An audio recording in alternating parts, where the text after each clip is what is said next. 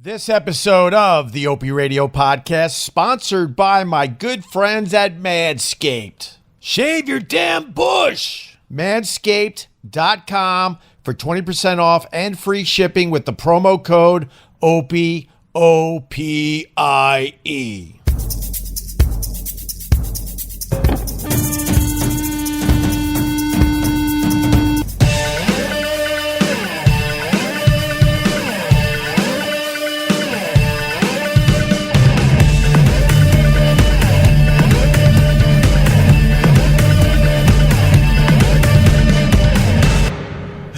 Welcome to my live stream from the Glassbox studio. Man, clearing the throat, 500 feet off the ground, overlooking the Hudson River here in New York City. We got to say hi to Jennifer first. You are first on the Facebook. We got Vincent Scaramuzzo. Who else we got? Hey, what's up, Milt Miranda and Jeffrey Geis and Brandon Hollinger and Rachel saying good morning, Lamb Chop.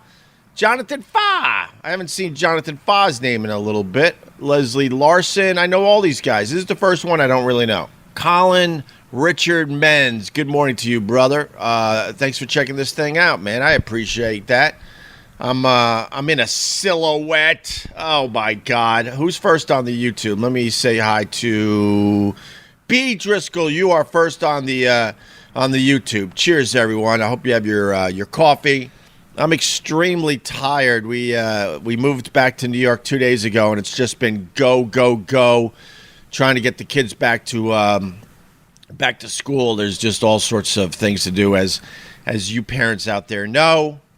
They're going back to school full time in person, so it's a big deal for my kids and my family. So there you go. But I am whooped. And my dog is just revving. He's revving up. He's just staring at me. Doggy is just staring at me because he's like, where's our deck? He doesn't understand what's going on, man.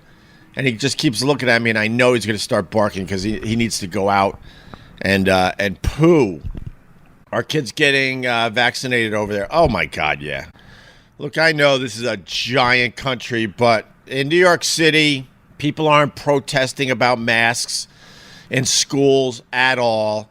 Our kids' schools, they're all wearing masks. No parents are yelling and screaming and laughing at a kid because he lost his grandma, and he's trying to articulate the fact that kids should be wearing masks at schools, and the kid was being mocked.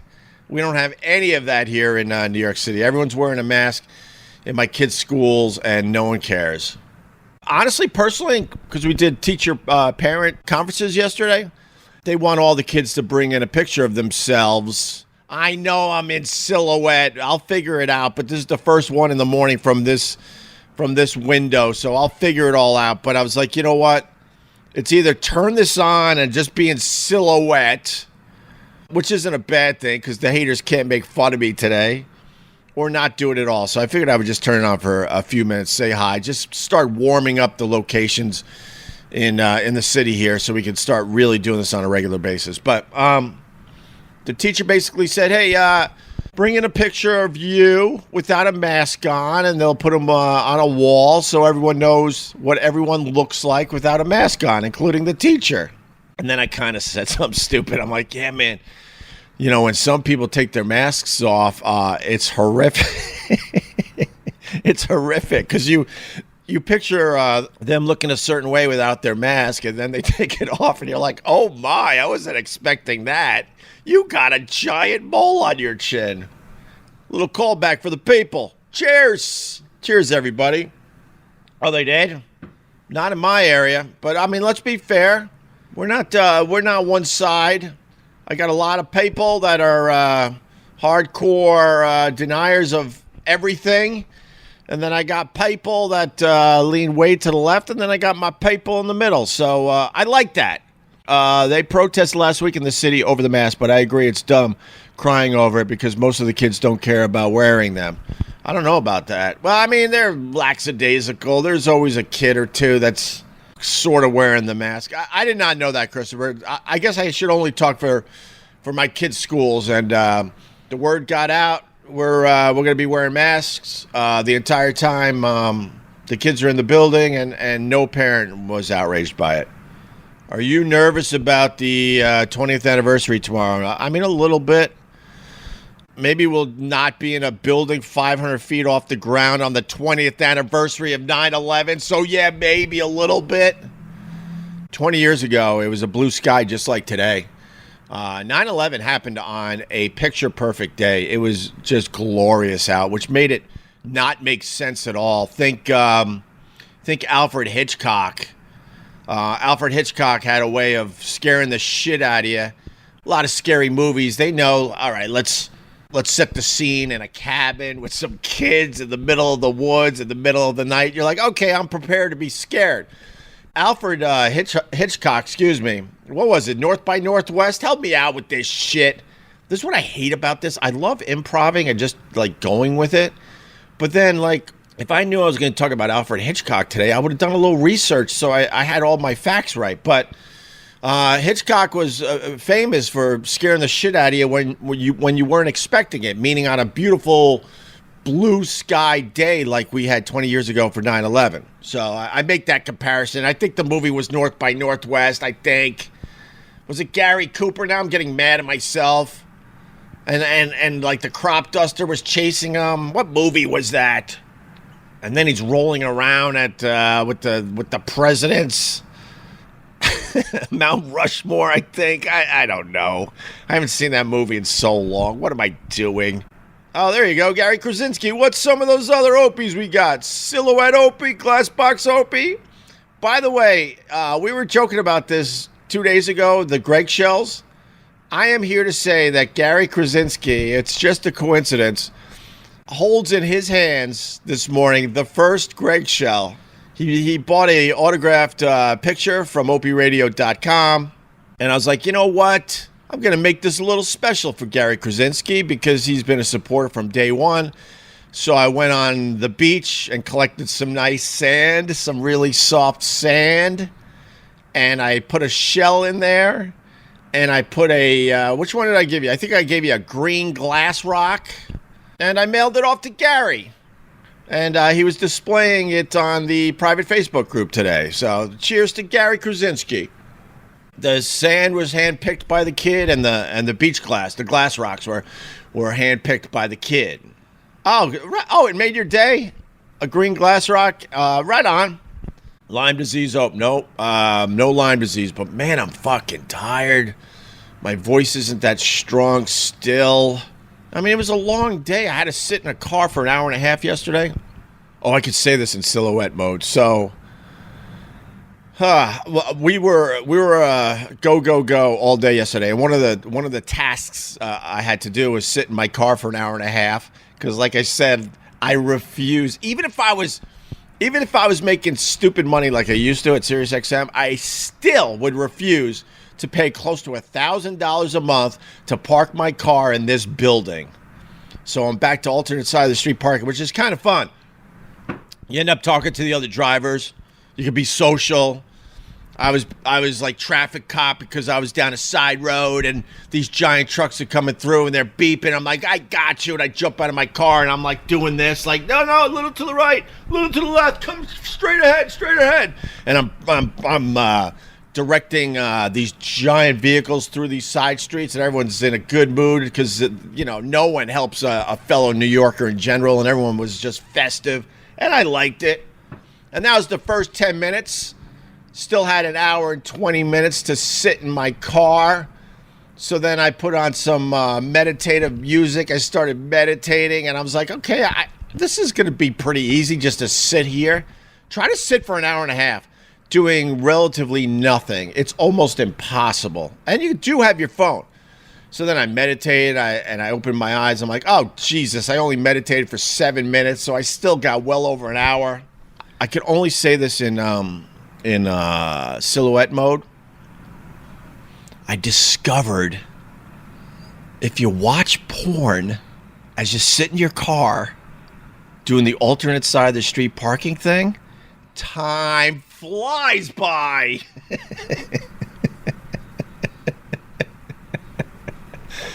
And just because You watch a certain type of porn doesn't mean you're into that type of thing. I just want to put that out there for everybody.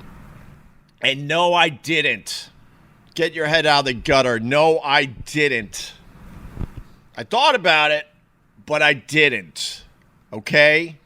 But it made the time fly by. Officer Jerry DeWitt. Look at these idiots. Is this supposed to be the direction that you wanted the show to go? Talking about sitting in your car watching porn? Go away. We turn this on and we just have a good fucking time. I have nothing planned. I wasn't even going to turn this thing on. I got a dog. He's just staring at me like, why aren't you taking me for a walk yet? I didn't watch Lemon Party. I thought about it. Hugo, I thought about it. See, this is where I've always got myself in trouble. These are the things that people do and think about, but they keep it to themselves. And over the years, I never did that for the most part. And that's where I get myself in trouble. No, I didn't. I thought about it, but I didn't. It just made the time go by fast. It was nice. Real nice. Probably one of the only times, to be honest with you. I was just like, oh my God, what am I going to do? I can't just sit here for an hour and a half. It's witness protection Opie. There you go. Honestly, we have another really busy day with the kids. It's all about the kids, getting them ready. I think we got to get haircuts done today. Ready for this for the old timers out there? You probably remember the day I announced that I was finally, because I'm an older dad, finally was going to be a dad. My son is going into 6th grade. Yes. Cheers on stupid time flying by. Cheers to you. So he has a special orientation today. Then they got something on the roof of the school where we got to hang out with other parents. And then we'll all look at the celebrities and make believe we don't notice them. I don't want to give away the celebrities that have kids in my kids' school. As you know, I'm pretty private when it comes to my kids. But we'll all sit there and we'll see celebrities and go, oh my God, oh, and make believe they're just one of us. And then, I can tell you this one. Because we don't go to that school anymore. My kids used to go to this school, and I could go a little local, right around the corner from where Amy Schumer lives. Opie, you've been around so many celebrities, you probably don't care at all by now. Yeah, that's the truth. The interesting thing about New York City, if you keep your eyes open, I've talked about this as well over the years. You keep your eyes open in New York City, you'll see celebrities all over the place. There's so many celebrities that are walking around on a regular basis, and most people don't recognize them. The best one ever, me and my wife, we were sitting out having breakfast, and Dustin Hoffman just walks by with a bouquet of flowers, and he's just looking up in the sky, trying to figure out, I guess, an address or something, or he's trying to recognize buildings, and no one else, at first, I should say, even noticed that Dustin Hoffman was right in front of them with a bouquet of flowers. And I'm like, holy shit. Celebrities like that, of course I'm still going to be like, holy crap. And then he just wandered off. I wanted to follow him because I was really curious where he was going with the flowers. Anyway, so my kids went to this school. And this was a few years ago, so I could say it. And this celebrity... she's long gone from that school as well, so I could say all this. Tina Fey's kid went to the school, and people were vying, hopefully that I used the word properly. Doggy, almost finished. Relax. Stop pouting over there. No pouting. Huh? Tilt your head sideways. Eventually you'll learn English. Oh, now you're going to lay down all depressed? How long does it take for dogs to understand English? Does anyone know? We've been practicing every day, and all he knows is like, you want to go out? And then he tilts his head. That's all he knows so far. After over a year of trying to teach him English. Stupid dogs. Why isn't there any other creature on Earth that's close to humans? It drives me nuts. You would think there would be another creature out there. I don't know. Think platypus. Where the platypus could kind of speak English, and the platypus is sitting next to you on a subway because he or she has a less than job, but at least you can acknowledge, like, humans, highly intelligent, platypus, getting there. But instead, we got this dramatic drop-off. It's just us, and then, what, they try to tell us dolphins? Stop telling me dolphins are intelligent. I'll believe dolphins are intelligent when they walk out of the goddamn ocean, okay? With some kind of breathing device that they figured out on their own. Then I'll go, you're right, dolphins are amazingly intelligent, just like us. Okay, so I'm trying to teach the doggy English, and it's not going well. Tina Fey's kid. So at this school, all these parents that really give a shit, we didn't care. I mean, it was cool to see Tina Fey, don't get me wrong. But there were parents that were actually trying to get their kid to play with Tina Fey's kid, especially when they shut down the street and had these carnivals. They would casually make believe that their kid just happened to be in the same area as Tina Fey's kid, hoping that the kids would get along and become friends. And then these stupid moms are thinking, I'm going to be sitting in a giant penthouse somewhere, just laughing with Tina Fey, having a little white wine as our kids play in the next room. This really, really happened, where they were really trying to get their kid to become friends with Tina Fey's kid, or just get their kid in the same class as Tina Fey's kid.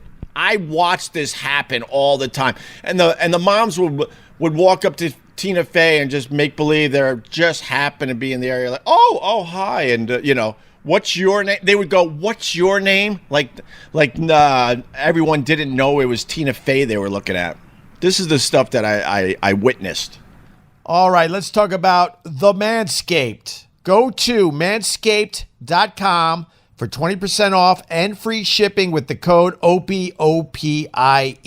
Autumn's in the air, the pumpkins are in the patch, and our friends at Manscaped are here to make sure you don't carve your pants, pumpkins, when you're grooming. Wait, I think they're talking about your balls. They're talking about your ballies. Make sure you're keeping things fresh this fall with the leaders in male grooming and their brand new 4th generation performance package. Ready to take the leap into fall with Manscaped, are you?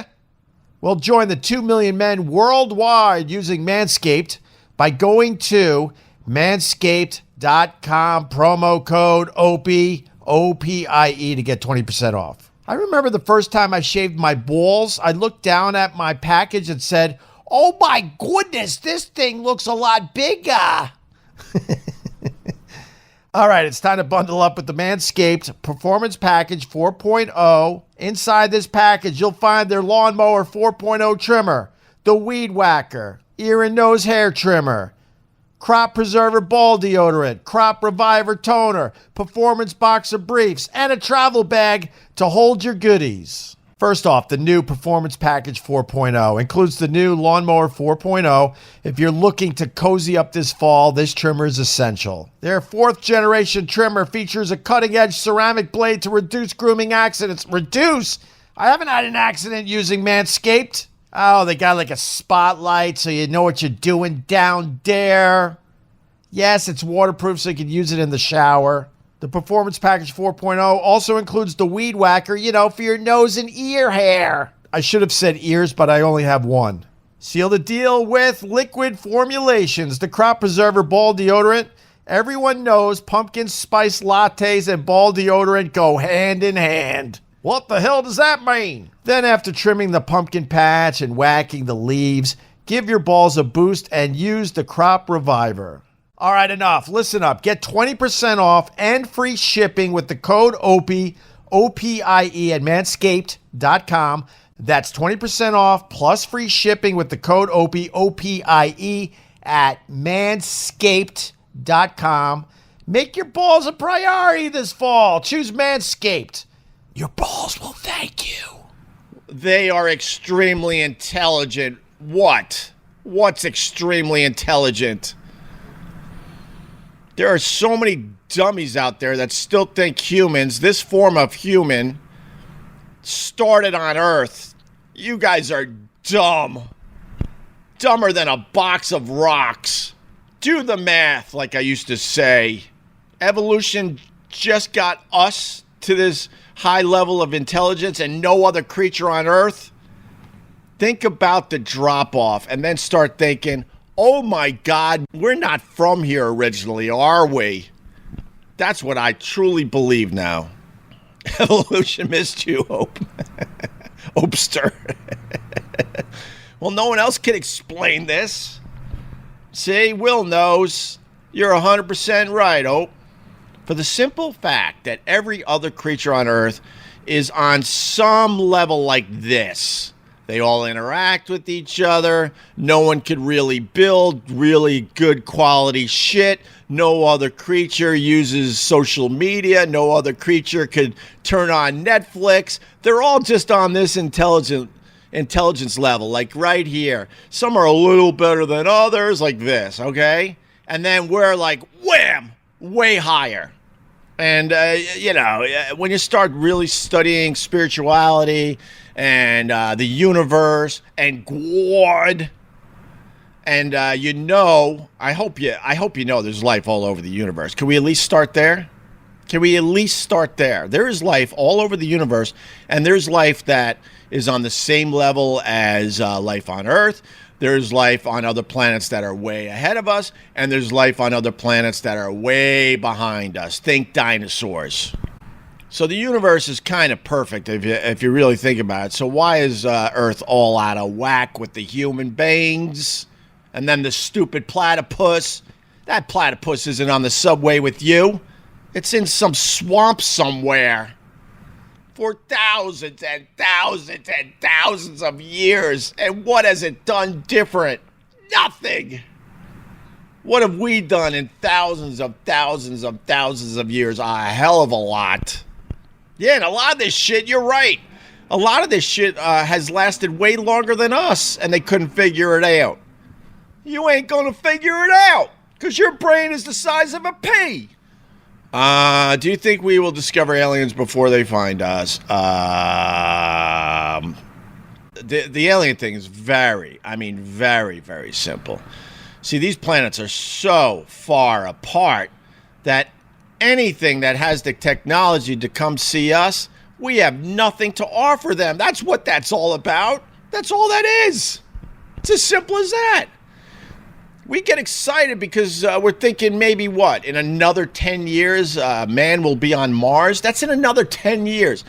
So if you believe in aliens and UFOs and they're kind of, flying on by and checking us out a little bit, they're just flying through out of curiosity. We have nothing to offer them. Anything that could get to Earth, we have nothing to offer them whatsoever. Because they're coming from faraway lands, man. And we can see stupid Mars in the sky. I was just looking at Mars and Jupiter the other night at a beach fire. It's right there. It's right there for us. And guess what? I think in another 10 years we'll be able to get there. And UFOs are just flying by us, doing flybys, no big deal. Ducking in and out of black holes like it's nothing. And we're like, hey, we're getting some good technology. We can see a few things in a telescope. And we brag about it? Get out of here. Oh, there you go. Jupiter and Saturn visible tonight in southwest sky. Not for us New Yorkers. God, I got to start calling myself a New Yorker again. Really? Because everyone has to keep their lights on all night long. You don't see stars when you're walking around New York City. It's almost impossible. Wow, Bob Lord's got a big brain. Who knew Bob Lord had a big brain? I got to go document some chemical numbers. Hope to see you later if you have a beer live stream. Stay safe. Love you. Miss you. There you go. There's Bob Lord, one of the good ones. Let me see. Jennifer Ferris is really smart. I noticed you're pretty fucking smart there, Jennifer Ferris. I'm pretty sure if you go to the Hamptons, you could see Uranus.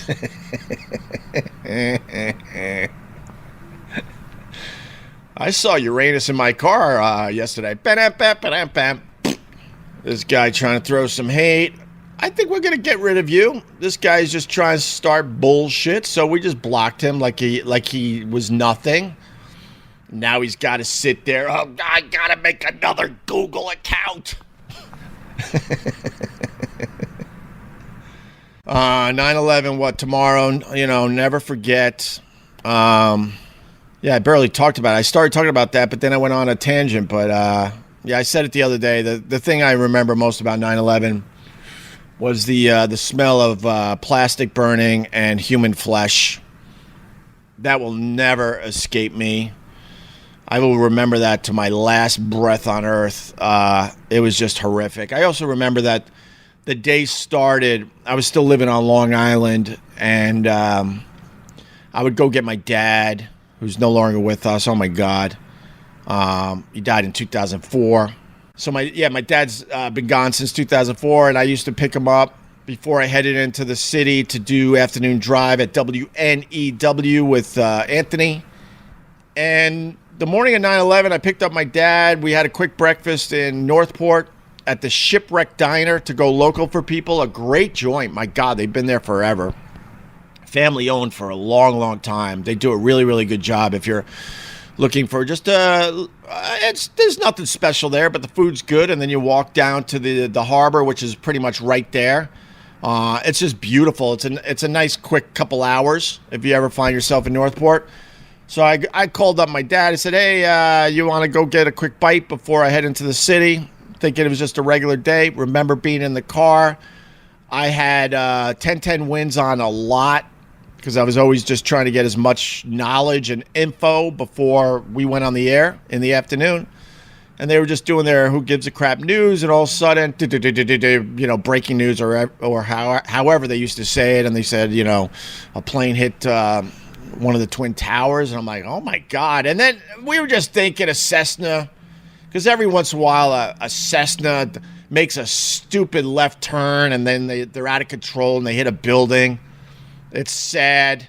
I think Corey Lytle, that's how he went out on the east side of Manhattan. So we're just thinking, it's one of those things again, a Cessna hitting a building, and then obviously we all know what happened, and I'm like, oh my God. And I remember I got my dad home quick, talked to WNEW. They basically said they shut down everything. There's no way you could get into the city. They figured out how me and Anthony could broadcast from WLIR on Long Island. They were kind enough, even though they were the competition, to give us a studio so me and Anthony could do our show that day. That was also the day I met Sean Hannity because he had the same thing going on. He was down the hall doing his show that day. Everyone says that we did an amazing job through the whole 9/11 thing. Most of you know at this point I don't listen to a lot of Opie and Anthony's stuff in general. I have only heard maybe a minute of that broadcast in the last 20 years. Maybe a minute, maybe a couple minutes that somebody might have sent me and I just quickly clicked on over the years. That's it. I don't want to listen to the show. I have no desire.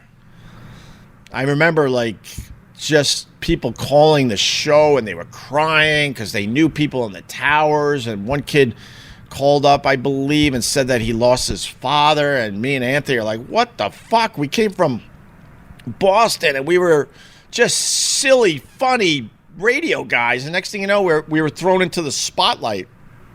And I think that's the day our careers and our lives all changed. Then we started adding way more of a serious angle to our show. Before that, we weren't that serious. We were way more just goofy, silly, and funny. And then I remember, I think it was the next day, they allowed people to come into the city. And I remember being on the Long Island Railroad. Maybe it wasn't the next day, but it was soon after that. I remember being on the Long Island Railroad, and usually there's hustle and bustle, and people are just in a good mood, and they're talking to each other, and blah blah blah. And the ticket takers usually very festive, making jokes and just having fun with everybody. And you sit in the same car usually, so you really get to know people. And I remember coming into the city soon after that to continue broadcasting from the NEW studios. And man, I remember we were near Jamaica. The ride-in was, I know this, I hate this, but it's the truth. You could hear a pin drop. No one was talking. Everyone was just very somber. And I remember looking out the train window down near Ground Zero. You could kind of see downtown from the Jamaica area. Jamaica is the stop where the doors open and everyone just stops breathing.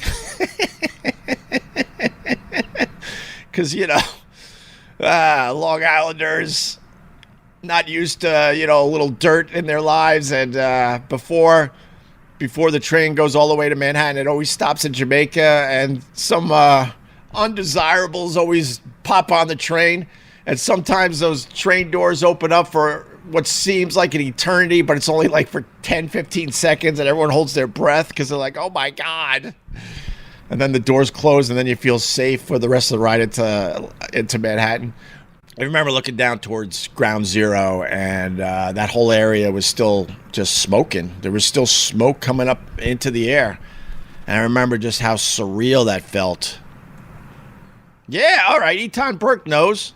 Hope I don't have to transfer in Jamaica. Yeah, Jamaica was always that stop for us Long Islanders where we were like, oh, my God. Those doors are going to open. You felt like you were taking a chance with your life until those doors closed. Oh, Ferris knows. See, everyone knows. And then very soon after that, too, me and Anthony, the connections we had in New York City back in the day, let's just put it that way. We got invited down to Ground Zero. And it was soon after. I don't think it was more than a week later. I don't know. I mean, my memory is, but it was soon after. Whatever. It doesn't have to be perfect. These are my thoughts 20 years later. Just say them, Ope. And they dressed me up like I was part of the NYPD. I remember we drove down there, and there were it felt like tunnels to get to the actual literal Ground Zero's tunnels because there was debris everywhere, and they kind of carved makeshift roads out so they could get to Ground Zero. And I was there, and the pile, they were still trying to find guys. I'll never forget that either. And the smell down there was just fucking brutal. I mean, the smell way up here, miles away, was bad, but down there, forget it. And I remember the pile from one of the towers had to be, I want to say 10 stories high, but I don't think that does it justice. I think the pile was way more than 10 stories high. That was the rubble. And I remember, the one thing I remember was there were a bunch of firemen on top of the pile, so I'm looking like at least 10 stories high. They got a hose. They're just hosing, and they're just hoping they're going to find, another one of their guys alive. It was so depressing. And then I remember there was a building to the side, to the right of how I was looking at the pile. And the whole side of the building was gone, but the building was still standing. So think like a honeycomb. And it was offices, and there were people just sweeping debris out of these offices because the whole side of the building was gone. And I was watching like giant desks and cabinets and chairs and whatever just falling like 10, 15, 20 stories to the ground. Those are the things I just remember as I think back on that day 20 years later. It was terrible, man. Oh, God, yeah. Jennifer Ferris. I just remember seeing all of the missing person posters on all the walls and the people all around just yelling their loved one's name. It was just god awful. And I got a slight tear in my eye just talking about it. Nothing too crazy, but I just got a little moisture in my eyes just thinking about this 20 years later. The whole world changed on that day. Oh, yeah, I haven't been to the 9/11 museum. I mean, I could do that. We just haven't. You know what's weird? I'll end with this. We live 500 feet off the ground. We casually brought up 9/11 the other day to our kids. Now, my kids are 11 and almost 9. They didn't really know about it. And then honestly, we changed the subject. Because they're like, what's that? I'm like, oh, my God, I don't know if I'm ready to, go all in with this. And then I was kind of surprised that they didn't learn about it at school yet. Especially with the anniversary. I was like, you know what? We could wait just a little longer. Because if I tell them about it, We live 500 feet off the ground. They're not going to sleep for a week. But I was very, very surprised. They don't really know much about it. Gonna wait until the kids are a little older before I go to the museum, but I really want to go. Yeah, well, that's exactly where I'm at, Pat. Our kids are relatively the same age. Yeah, I'll go alone. I mean, I just want to go. All right, guys. Thank you. Sorry about the silhouette. I was actually very, very surprised when I turned this on. I'm like, oh, God, so this location in the Glassbox studio is a silhouette at this time in the morning? So now I'm like, what? I got to get one of those ring lights? Am I a social influencer now? I got to get one of those ring lights? Ugh. I always told myself that I would never get one of those ring lights. But if we're going to do the live stream from this part of the Glassbox studio, then I might have to get a ring light. Ugh, God, what's wrong with you? You're not a social influencer. You're a washed-up shock jock. Goodbye. Boo, boo, boo, boo, boo, boo, boo. Boo, boo, boo, boo, boo, boo. Boom, boom, boom, boom, boom. Boo, boo, boo, boo, boo, boo. Boo, boo, boo.